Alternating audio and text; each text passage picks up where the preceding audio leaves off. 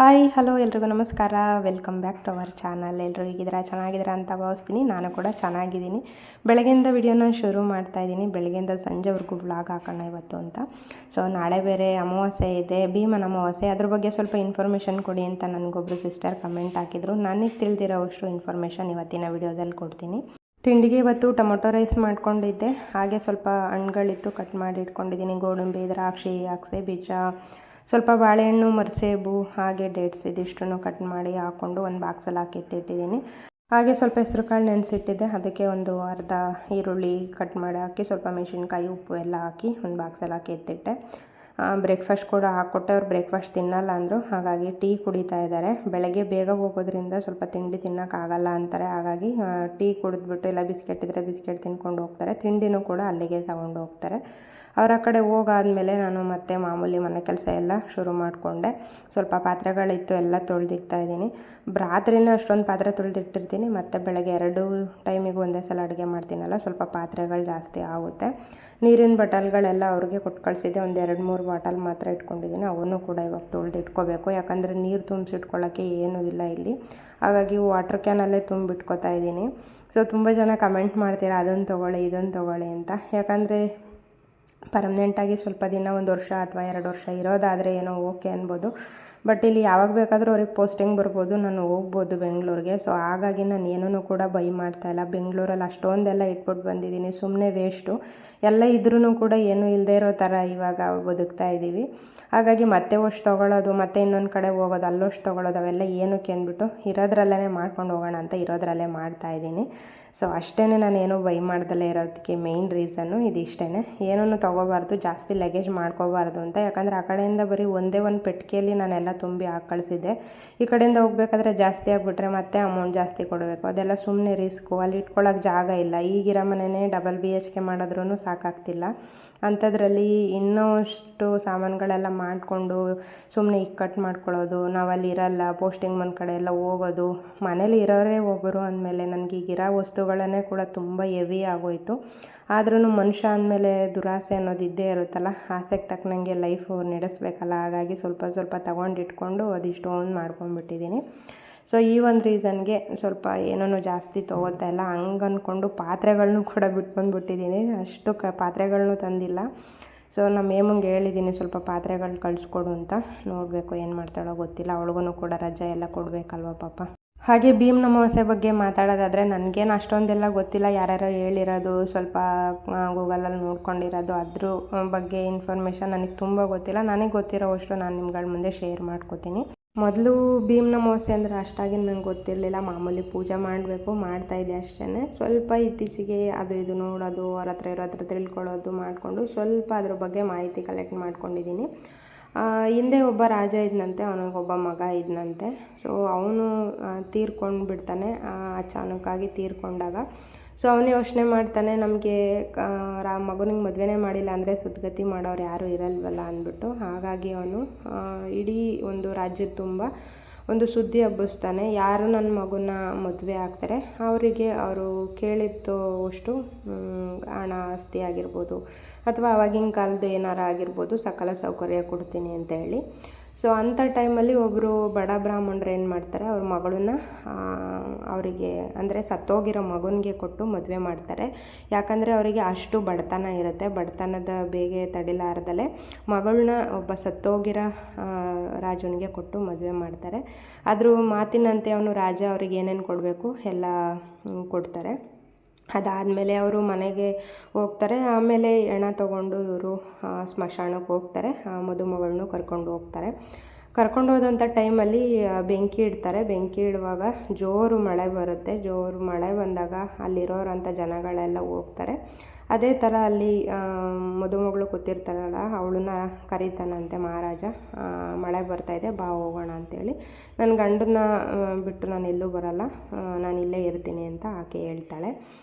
ಹೇಳ್ದಂಥ ಟೈಮಲ್ಲಿ ಮಳೆ ಸ್ವಲ್ಪ ಎಲ್ಲ ಕಡಿಮೆ ಆಗ್ತಾ ಬರುತ್ತೆ. ಎಲ್ಲರೂ ಹೋಗ್ಬಿಡ್ತಾರೆ, ಅವಳು ಒಂಟಿ ಆಗಿಬಿಡ್ತಾಳೆ.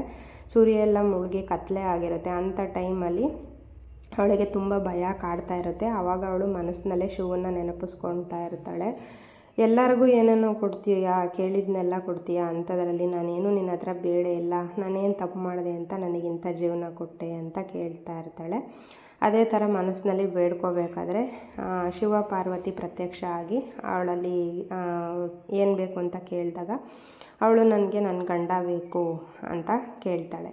ನನಗೆ ನನ್ನ ಗಂಡನ ಬದುಕಿಸ್ಕೊಡಿ ಅಂತ ಕೇಳಿದಾಗ ಶಿವ ಪಾರ್ವತಿಯವರು ಈ ವ್ರತದ ಬಗ್ಗೆ ಸ್ವಲ್ಪ ನಿಯಮ ಹೇಳ್ತಾರೆ. ಒಂದು ಬಾಳೆ ಎಲೆ ಮೇಲೆ ಅಕ್ಕಿ ಸುರಿದು ಅದಕ್ಕೆ 2 ಜೋಡಿ ದೀಪ ಇಟ್ಟು ಶಿವ ಪಾರ್ವತಿ ಅಂತ ಸ್ಮರಣೆ ಮಾಡಿಕೊಂಡು ಕಡುಬು ನೈವೇದ್ಯಕ್ಕಿಟ್ಟು ಆ ದೀಪದಲ್ಲಿ ಶಿವ ಮತ್ತು ಪಾರ್ವತಿನ ಪ್ರತಿಷ್ಠಾಪನೆ ಮಾಡಿ ಅವ್ರನ್ನ ಆರಾಧಿಸಿದ್ರೆ ನಿನ್ನ ಗಂಡ ಬದುಕ್ತಾನೆ.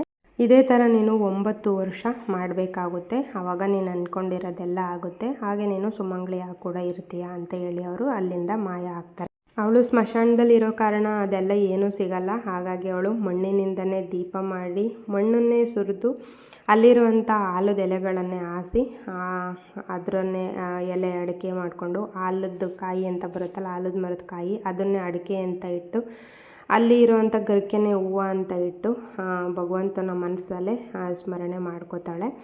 ಹಾಗೆ ಪೂಜೆನ ಮೆಚ್ಚಿ ಭಗವಂತ ಆಶೀರ್ವಾದ ಮಾಡ್ತಾನೆ. ಅಂಥ ಸಮಯದಲ್ಲಿ ಗಂಡ ನಿದ್ದೆ ಮಾಡಿ ಎದ್ದಿರೋ ಒಂಥರ ಎದ್ದೇಳ್ತಾನೆ. ಅದಾದಮೇಲೆ ಮತ್ತೆ ಬೆಳಗಾಗುತ್ತೆ. ಆವಾಗ ಅಲ್ಲಿಗೆ ಏನು ಅವರು ರಾಜ್ಯದ ಸೈನಿಕರೆಲ್ಲ ಇರ್ತಾರೆ, ಅವರು ಅಲ್ಲಿಗೆ ಬರ್ತಾರೆ. ಅಲ್ಲಿಗೆ ಬಂದಾದಮೇಲೆ ಅಲ್ಲಿ ರಾಜ ಬದುಕಿರೋದು ಗೊತ್ತಾಗುತ್ತೆ. ಆವಾಗ ಹೋಗಿ ಅವರು ಪೂರ್ತಿ ರಾಜ್ಯಕ್ಕೆಲ್ಲ ಹೇಳ್ತಾರೆ ಈ ಥರ ಆಗಿದೆ ಅಂತ. ಅಲ್ಲಿ ನಡೆದಿರೋದೆಲ್ಲ ಆ ಹುಡುಗಿ ಅವ್ರ ಹತ್ರ ಹೇಳಿದಾಗ ಅವರು ಇಡೀ ರಾಜ್ಯಕ್ಕೆ ಪೂರ್ತಿ ಎಲ್ಲ ಗೊತ್ತಾಗುತ್ತೆ.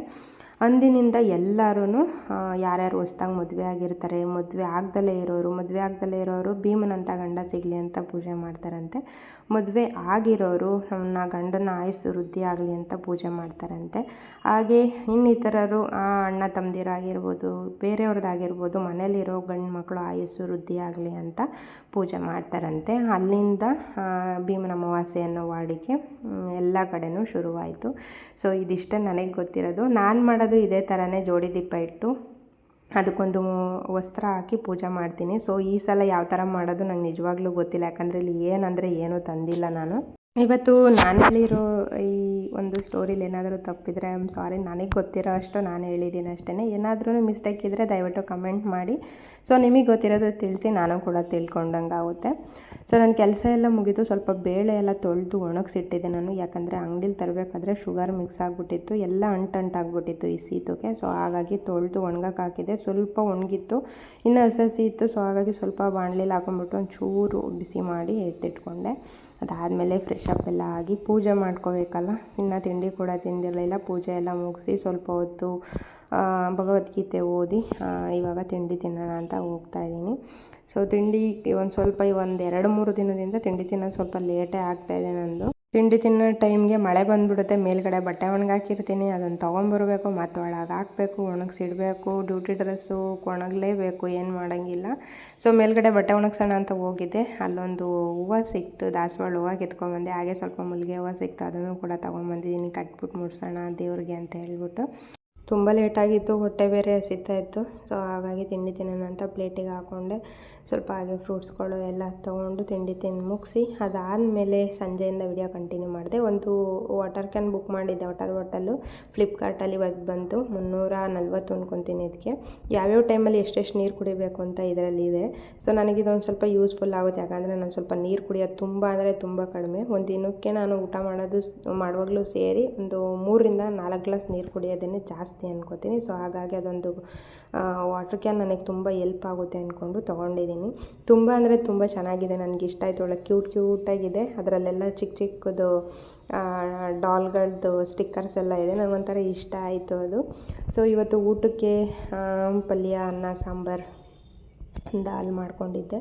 ಊಟ ಕೂಡ ಮಾಡಿ ಮುಗಿಸಿದ್ವಿ. ಮತ್ತು ಪಕ್ಕದ ಮನೇಲಿ ಓನರ್ ಇದ್ದಾರಲ್ಲ, ಅವರು ಸ್ವಲ್ಪ ಬಿದ್ದುಬಿಟ್ಟು ಕೈಗೆ ಏಟು ಮಾಡ್ಕೊಂಡಿದ್ರು. ಅವ್ರಿಗೂ ಕೂಡ ಸ್ವಲ್ಪ ಚಪಾತಿ ಮಾಡಿಕೊಟ್ಟು ಪಲ್ಯ ಮಾಡಿ ಅವ್ರ ಮನೆಗೂ ಕೂಡ ಕೊಟ್ಟು 2 ಕೆಲಸ ಆಗೋಯ್ತು ಇವತ್ತು. ಅದಾದಮೇಲೆ ಸ್ವಲ್ಪ ಪಾತ್ರೆಗಳಿತ್ತೆಲ್ಲ ತೊಳೆದು ಕಿಚನ್ ಕ್ಲೀನ್ ಮಾಡಿಬಿಟ್ಟು ಮಲ್ಕೊಂಬಿಟ್ರೆ ಬೆಳಿಗ್ಗೆ ಮತ್ತೆ ಬ್ರೇಕ್ಫಾಸ್ಟ್ ಮಾಡಲಿಕ್ಕೆ, ಅಡುಗೆ ಮಾಡಲಿಕ್ಕೆಲ್ಲ ಸರಿ ಹೋಗುತ್ತೆ ಅಂತ ರಾತ್ರಿನೇ ಎಲ್ಲ ಕೆಲಸ ಮುಗಿಸ್ಕೊಬಿಡ್ತೀನಿ. ಇವತ್ತು ಊಟ ಮಾಡಿದ್ದು ಕೂಡ ಲೇಟ್ ಆಗೋಯಿತು. ಅದಾದಮೇಲೆ ಮತ್ತೆ ಬೆಳಗ್ಗೆಯಿಂದ ಇದೇ ವಿಡಿಯೋನ ಕಂಟಿನ್ಯೂ ಮಾಡಿಕೊಂಡೆ. ಇವತ್ತು ಆಲೂಗಡ್ಡೆ ಹಾಕ್ಬಿಟ್ಟು ಸ್ವಲ್ಪ ದಾಲ್ ಥರ ಮಾಡ್ಕೊಂಡಿದ್ದೀನಿ, ಮತ್ತು ಪೂರಿ ಮಾಡೋಣ ಅಂತ ಅಂದ್ಬಿಟ್ಟು ರೆಡಿ ಮಾಡ್ಕೊಂಡಿದ್ದೀನಿ. ಹಿಟ್ಟೆಲ್ಲ ಕಲಸಿಟ್ಟು ಒಂದು ಸ್ವಲ್ಪ ಬಾಣಲೆ ಕಾಯಕ್ಕೆ ಇಟ್ಟಿದ್ದೀನಿ. ನೀರನ್ನ ತುಂಬಿಟ್ಟಿದ್ದೀನಿ. ಆಲ್ರೆಡಿ ನೋಡ್ತಾ ಇರ್ಬೋದು ಎಷ್ಟು ನೀರು ಕುಡಿದಿದ್ದೀನಿ ಅಂತ. ಸೊ ಇನ್ನೂ ಎಷ್ಟು ನೀರಿದೆ ನೋಡೋಣ, ಇವತ್ತು ಎಷ್ಟು ನೀರು ಕುಡಿತೀನಿ ನನಗೂ ಗೊತ್ತಿಲ್ಲ. ಒಂಥರ ಕ್ಯೂಟಾಗಿ ಚೆನ್ನಾಗಿದೆ. ಹಾಗಾಗಿ ನಾನು ಎಲ್ಲಿ ಜೊತೆ ಹೋಗ್ತೀನಿ ಅಲ್ಲೇ ಜೊತೆಲೇ ಇಟ್ಕೊತೀನಿ. ಅದು ಸ್ವಲ್ಪ ತೂಕ ಆಗಿದೆ, 2 ಲೀಟ್ರ್ ಕ್ಯಾನ್ ಅಲ್ವಾ, ಸ್ವಲ್ಪ ತೂಕ ಆಗಿದೆ. ಸೊ ಹಾಗೆ ನಾನು ಕಾಳುಗಳು ನೆನೆಸಿಟ್ಟಿದ್ದೆ. ಇವತ್ತು ಸ್ವಲ್ಪ ಕಡಲೆ ಬೀಜನೂ ಕೂಡ ನೆನೆ ಹಾಕಿದೆ. ಕಡಲೆ ಬೀಜ, ಸೌತೆಕಾಯಿ, ಹೆಸರು ಕಾಳು, ಸ್ವಲ್ಪ ಉಪ್ಪು, ಕೊತ್ತಂಬರಿ, ಒಂದು ಹಸಿಮೆಣ್ಸಿನ್ಕಾಯಿ ಇದಿಷ್ಟು ಹಾಕಿದ್ದೀನಿ.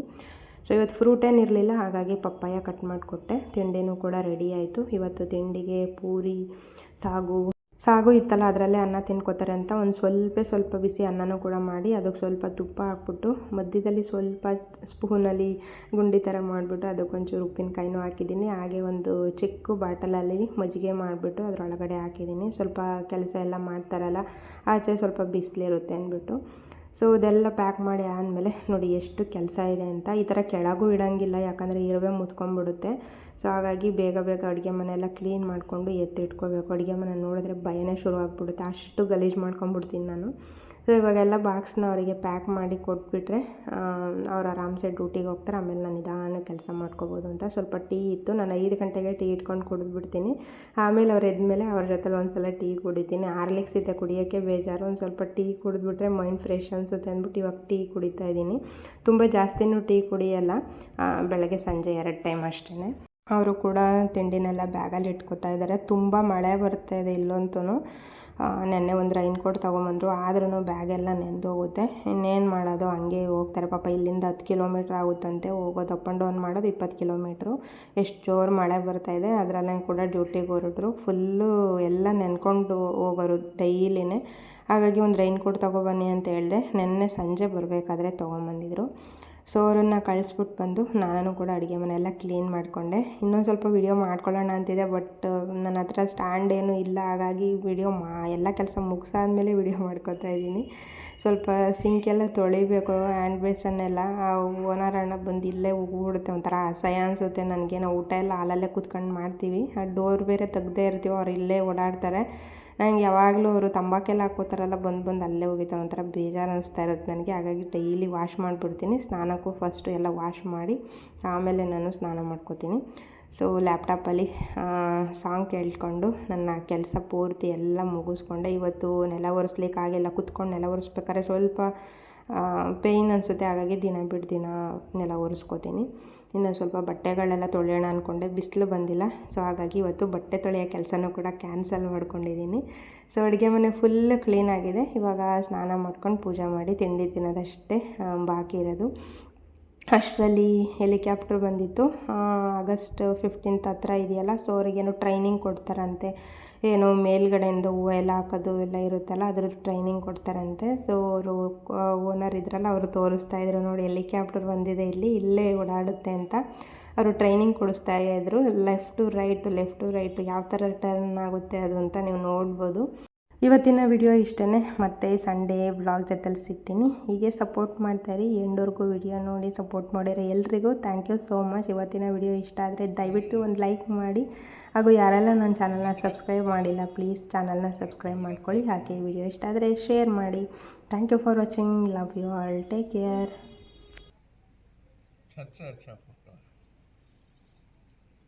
सुबह से 4-5 आएगा। हाँ। अभी उठेगा, डाउन होगा, फिर उधर जाएगा, ट्रेनिंग होता है।